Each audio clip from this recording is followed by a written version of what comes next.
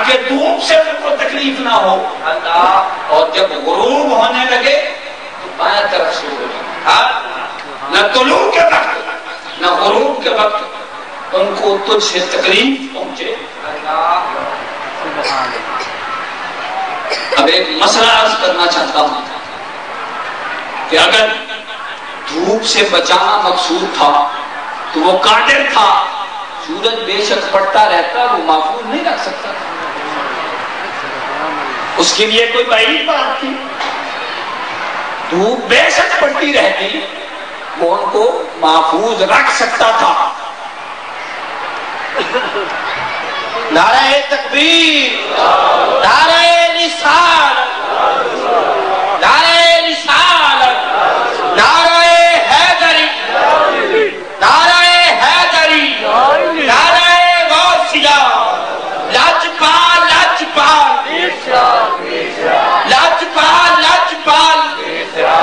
ہم فخر اہل سنت، نازش اہل سنت، سپہ سالار غلام حسن حضرت علامہ مختار احمد درانی صاحب مدد اللہ العالی کو وقت میں تشریف لانے پر خوش آمدید کہتے ہیں.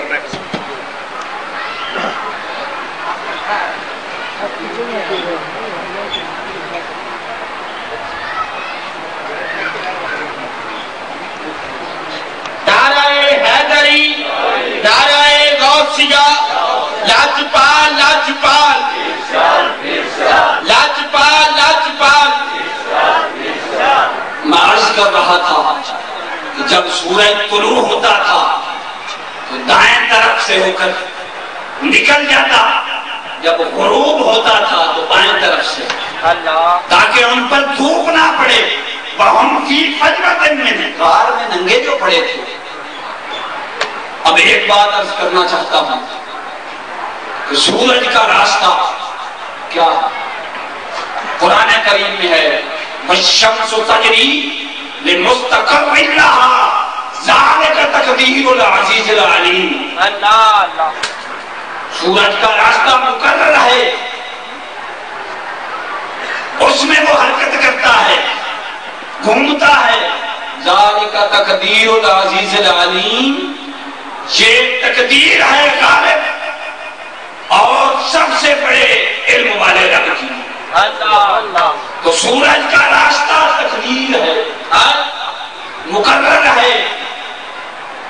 آج تو لوگ اعتراض کرتے ہیں کہ میاں بڑیوں کے لیے تم کھڑے ہو کر احترام کرتے ہو، ان کے ہاتھ پاؤں کے بوسے دیتے ہو.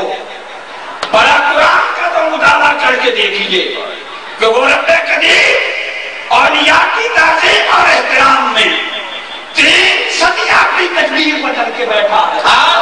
نہ ایک لمحہ، نہ ایک گھنٹہ، نہ ایک دن، 309 سال تقدیر بدل کے اولیاء کے احترام میں رب قدیم نے وہ سورج کا راستہ بدل دیا. سبحان اللہ، سبحان اللہ، سبحان اللہ. اور 309 سال سورج اپنے راستے بدل کر چلتا رہا.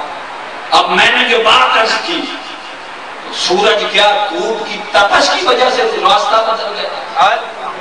نہیں، ہرگز نہیں. اگر دھوپ ان کے جسموں کو نقصان پہنچا سکتی تھی تو مجھے چھوٹی سی بات بتائیے، ان پر تو دن کا اکثر حصہ دھوپ پڑ سکتی تھی، سارا دن نہیں. جو غار کے دہانے پر کھڑا تھا، بیٹھا تھا، اس پر تو سارا دن دھوپ پڑتی تھی. ارے نادانوں، کچھ عقل کرو، کچھ سوچو تو صحیح. اگر صرف دھوپ تپش کی وجہ سے اللہ رب العزت نے سورج کا راستہ بدلا تو جو اللہ کے طالب تھے ان کو تو دھوپ نقصان پہنچا سکتی ہو، اور جو اللہ کے طالب اور نیک بندوں کی خدمت میں سارا دن 309 سال 3 صدیاں غار کے دہانے پر بیٹھا رہا، سورج اوپر سے گزرتا رہا، اس کا کھانا دھوپ میں کس کی جاتا.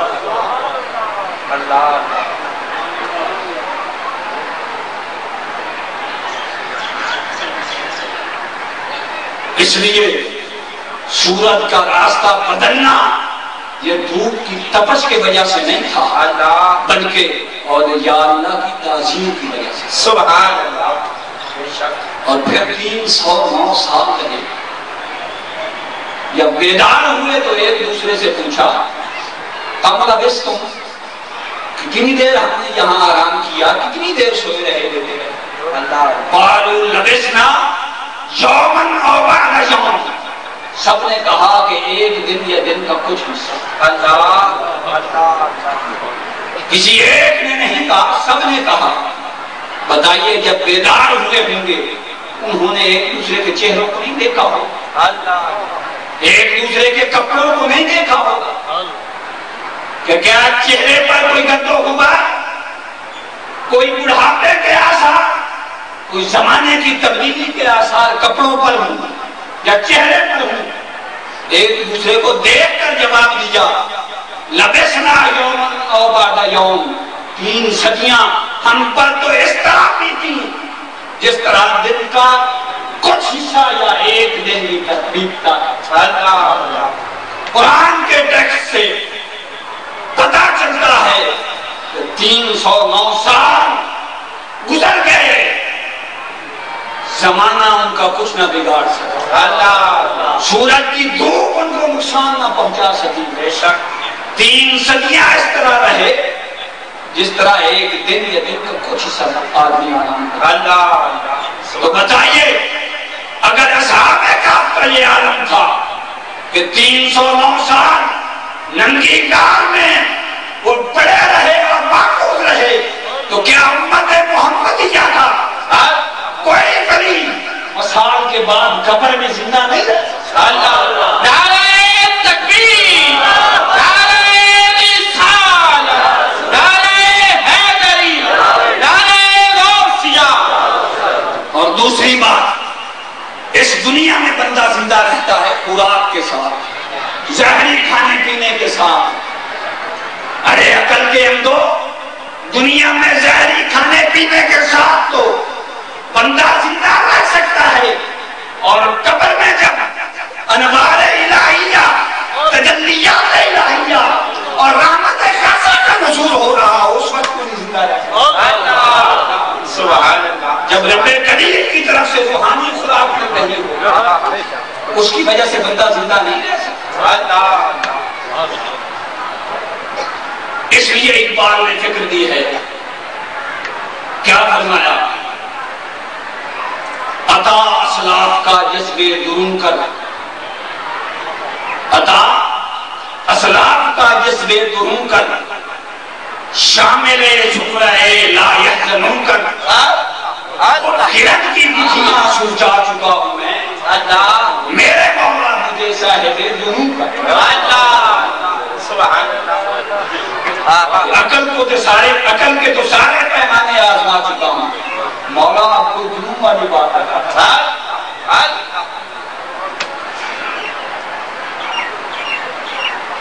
وقت گزرتا رہا، کتا غار کے دہانے پر بیٹھا رہا.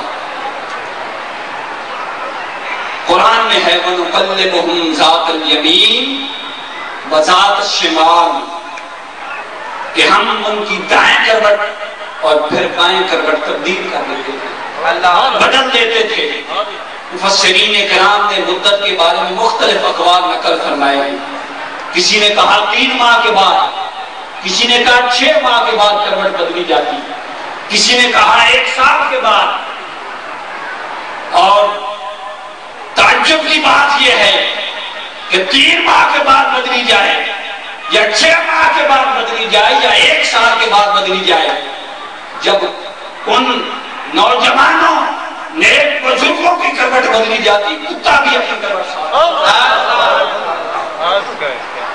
کیا بات. 309 سال محفوظ رہے. اب ان کے محفوظ رہنے کی تو وجہ پتہ چلتی ہے کہ رحمت خاصہ کا نزول تھا. اور ربطنا علی قلوبہم، دلوں کی تار اس حسن ازلی، اس بارگاہ حقیقی کے ساتھ جڑی ہوئی تھی. اس وجہ سے، اس ربط اور تعلق کی وجہ سے محفوظ رہے. کتا غار کے دانے پر کیسے محفوظ؟ اللہ کوئی بتا سکتا ہے اس کے علاوہ؟ صرف اور صرف یہی وجہ تھی کہ ان کا تو خدا کی بارگاہ سے حساب رد تھا، کتے کو ان کے ساتھ وہ خدا کی محبت کی وجہ سے محفوظ رہے۔ کتا 3 صدیاں غار کے دہانے پر ان کے ساتھ ربط، تعلق، محبت اور عشق کی وجہ سے زندہ رہا۔ سبحان اللہ۔ کیا اس غار کے دہانے پر کتے کو آ کر کوئی چھچڑے ڈال جاتا تھا؟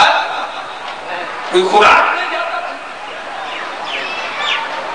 مگر نہیں، اس کی وفاداری کی بنا پر اور اولیاء اللہ کے ساتھ تعلق کی بنا پر رب کائنات نے اسے بھی سلامت رکھا، اسے بھی محفوظ رکھا۔ 309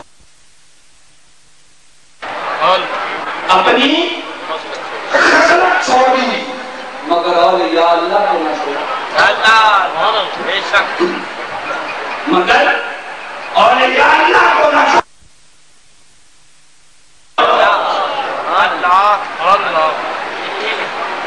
اولیاء اللہ کی محبت، خدمت اور استقامت کی وجہ سے رب قدیر کو اس کتے کی ادا اتنی پسند آئی کہ جس طریقے سے غار کے دہانے پر بیٹھا تھا اس کا وہ بیٹھنا بھی قرآن کیا ہے۔ سبحان اللہ۔ بھلا مجھے چھوٹی سی بات بتائیے کہ آج کل کتوں کے شوقین بڑے ہیں، اللہ تعالیٰ بچائے، لوگوں کو کتوں کا بڑا شوق ہے، اور جس کو کتے کا شوق ہے اس سے پوچھ کر دیکھیے، کبھی اسے وہ یہ نہیں بتا سکے گا کہ میرا کتا بیٹھتا کس طرح، اتنے غور سے اس نے کبھی نہیں دیکھا، کتنا ہی شوق کیوں نہ ہو، یہ نہیں بتا سکتا کہ کتا کس طرح میرا بیٹھتا ہے۔ پر اولیاء اللہ کی خدمت کرنے والا، ان سے محبت کرنے والا اور خدمت اور محبت پر استقامت رکھنے والے کتے کی ادا اس قدر پسند آئی کہ جس طریقے سے غار کے دہانے پر بیٹھا تھا رب قدیر نے اس کے بیٹھنے کی ادا کو بھی قرآن میں نازل کیا۔ سبحان اللہ، سبحان